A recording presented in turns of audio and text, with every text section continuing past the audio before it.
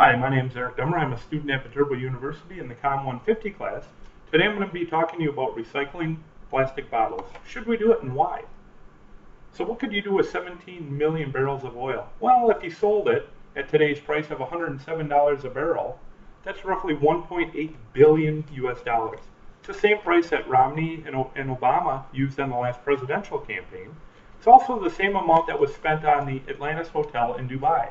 The reality is 17 million barrels of oil is what we use to make our plastic bottles that we use in the US each year. So, plastic bottles, also known as polyethylene terephthalate, also known as PET number 1. Today we're going to be looking at how much do we use and why, and what are the costs and values of recycling, how do we mask or hide the costs associated with recycling, and what are our alternative choices. So, how much PET do we use and why? The average American uses 167 bottles a year, according to Ban the Bottle. We also think that bottled water is safer, or maybe it tastes a little bit better than what we have coming out of the tap. Well, the EPA does testing on municipal tap water. They test that water multiple times a day, and they make that information available to the public. The FDA is in charge of testing bottled water. They test that water once a week. And guess what? They don't have to make that information available to the public. We use water as a convenience thing. Hey, I'm going to a soccer game, I need a bottle of water. I'm going to drink it during the game. Oh, guess what? When I'm done, I'm going to throw it in this recycle bin. I feel good. I'm doing something good for the environment. Reducing my carbon footprint, maybe. Well, let's look at the costs of recycling. Transportation alone, according to ABC in New York City, they spend $57 million a year to transport. Ashley Mix from Sanford also, in her study, said the average was roughly $20 to $70 a ton just to transport that material.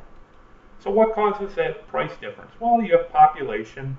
How dense is that population? How close are the people together? What does it cost to maintain that fleet of vehicles that you're using? And then are the people, the households, separating that material so the separation doesn't have to happen at the sorting facility? It's a lot cheaper doing it that way. Well, let's look at the total cost now. You have your sorting costs. So you have these guys here. They have to sort this material by hand. The human eye is great at detecting different types of plastics. Machines, not so good yet. Once you have that stuff sorted, now you have to clean it. Get rid of any foreign material, water, or oil, rocks, sand, stuff like that. It has to be cleaned up. Next, they run it through a shredder. Melt it down, form it, cool it down, chop it into little pellets, package it up, and try to get it ready, because now you have to market and sell it to somebody. In New York City, $240 a ton is the total cost, according to ABC, for recycling materials. In Los Angeles, they're a little bit better at $200 a ton, according to Live Science. The cost to just throw away that material in a landfill averages between $10 and $100 a ton. So you got to ask yourself, $240 or $100 a ton? Well, let's look at the value of recycling. According to Ashley Mix from Sanford, the value of the average household is $125 a ton.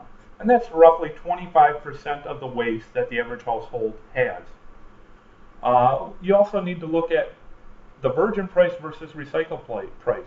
They're actually pretty similar, but recycled material can only be used in certain stuff like carpets, fillers for sleeping bags and pillows. But the virgin is used for the newer products. Also, that material breaks down. So according to Ban the Bottle, antimony causes depression. It causes dizziness, and in some cases with high quantities of exposure, can actually cause death. So if they're using that for a water bottle, recycled material, that material is going to break down over time. And also you have to look at the strength of the material. Say for instance, you're making this bottle with all these curves and edges. You want that bottle to be strong, and the consumer has to be happy with that product that they're holding in their hand. You want that strength of that virgin material. So why do we hide the cost? Well, we want to do the right things. We have budgets that are such deficits right now, you try to hide that cost for doing that right thing. The economic impacts of the recycling industry, it's a $37 billion a year industry with 1.1 million workers. That's a huge impact to our economy if those people would be without jobs. The efficiency and technology of the equipment used in the recycling world, like I said, it's a lot easier for a human eye to detect different types of plastics. According to National Geographic, most of these municipalities are improving their processes, but a lot of them are still operating in the red. We need to make sure we're getting that true cost of recycling that material. So what choices do we have? Well, you can get a metal bottle. These can be used for a long time. If you don't like the water that's coming out of the tap, you can get larger recycled bottle material. You aren't using as much material and you have that larger quantity. And lastly, maybe the taste isn't very good coming out of the tap. You can get a filter. You can get one of those for roughly $70 a year to filter that taste out of your tap water.